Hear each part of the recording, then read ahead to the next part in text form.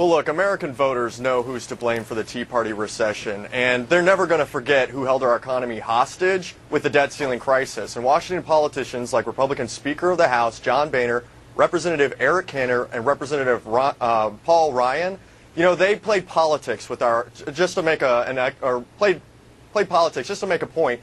And what they did was they crashed our economy, and now they're going to be held accountable for that because American voters will never forget who's responsible. Well, and they'll never forgive them for it. Ryan, they said they blame the rhetoric. president.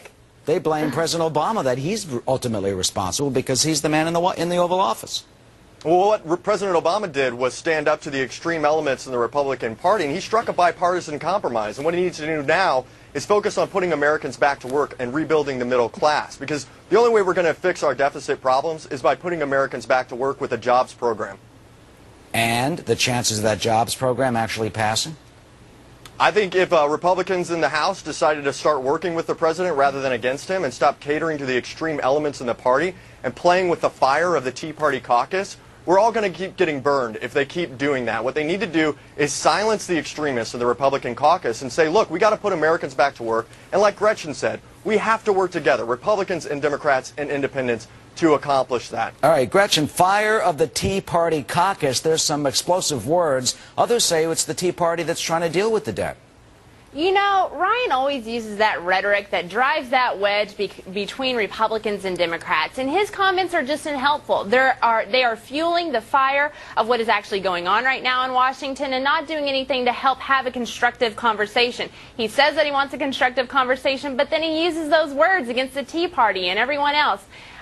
The Tea Party, I mean, he should do PR for them. But the Tea Party actually does raise some issues. But the issues that they raise are concerns across the board with all Americans. If you talk about the deficit, Democrats, Republicans, independents, across the board are concerned with it. It's not just a Tea Party issue. All right, and finally, you've got the president with his speech after he returns from his vacation. Ryan, what do you expect he will say?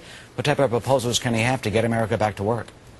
Well, instead of listening to the Tea Party extremists, I hope that he's listening to people like Warren Buffett, who's a successful investor. And what he says is you got to raise revenue to run a government. And what we need to do is take the money from Wall Street that they've hoarded, and we need to take that close those tax loopholes, start taxing the rich, and make them pay their fair share, just like everybody else. What's the rich? Take that money, put it directly into a jobs what number's program. the rich? What's your number for rich? The top 2% of Americans pay less taxes than the rest of us combined. And what needs to happen is what Warren Buffett says is he pays less money than his secretary does, and he's a multi-billionaire. Is that fair? Is that fairness in America? I don't think most Americans think it is. All right, that'll have to be the last